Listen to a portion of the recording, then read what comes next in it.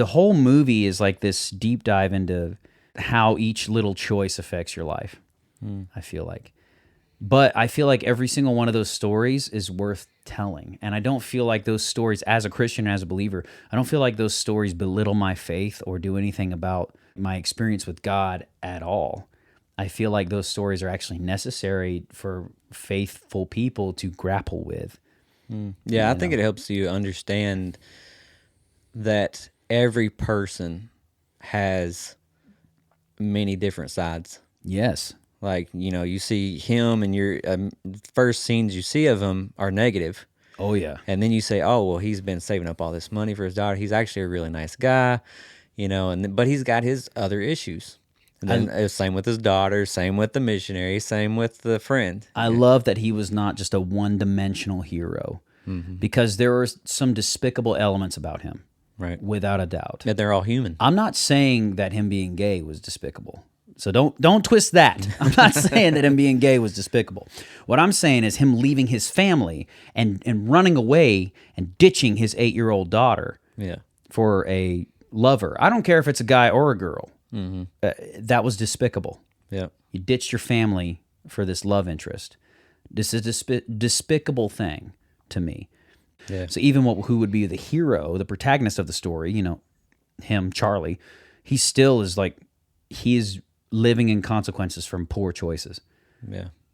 So I agree. I love that there's no shining white knights in the movie. Maybe his nurse, his best friend nurse, who's the sister, like she's pretty clean, and the whole yeah. And her brother, the love interest is the pariah. The love interest is the one who's just, the sacrificial lamb, let's say, that really facilitates the narrative of the story. Yeah. And but all of those stories are real. Like, I'm sure, I'm not saying they're based on real people, but I know that those kind of stories happen all the time. Oh, yeah.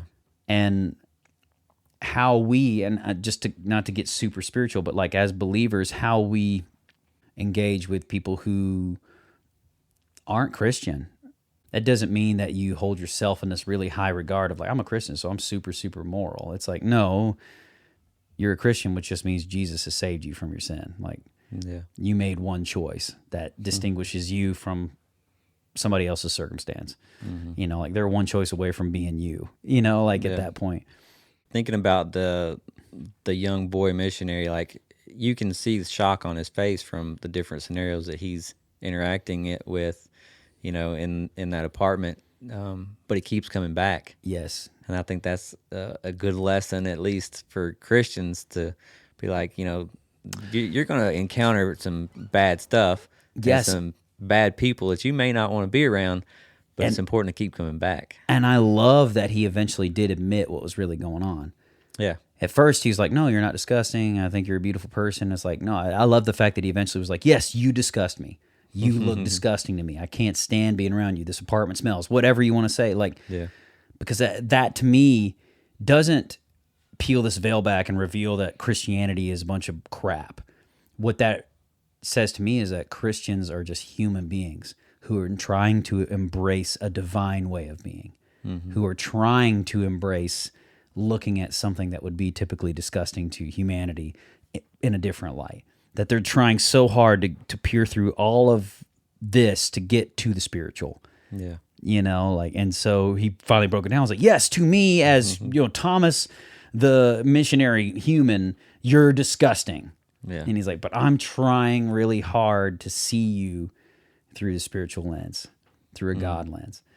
So to me, that wasn't like, oh, he's a hypocrite. He says he doesn't find him disgusting. He's like, no, part of him doesn't find him disgusting. Part of him wants him to be saved and have a new body and like in heaven and, dance with Jesus, and the other part of him is just a human who's like, I'm trying to figure this out. And yes, you're nasty, like, and to me it's like, that doesn't make me feel bad as a Christian. It doesn't make me, I'm not disappointed in that character at all.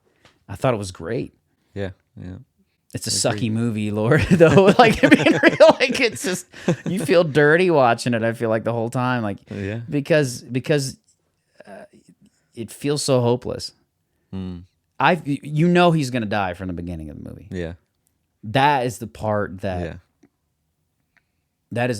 frustrates me, is that he's going to die through the beginning of the movie. Yeah. So you know you're watching the end. Right. So it's like, oh, it's like it's going to watch Titanic. You know the Titanic's going to sink. And I don't mean that. I'm a terrible person. But it's like watching Titanic. You know eventually that iceberg is coming. Or reading Moby Dick. Or reading the book Moby Dick. If you like this clip from the Not Gospel Studios YouTube channel, don't forget to share. Click on one of the other links and videos. You can find them here and here, and subscribe. I think it's down here. Tell your friends about us. Tell them that it's healthy, that it's vegan, and all of those things. Keep being awesome, because that's how God made you.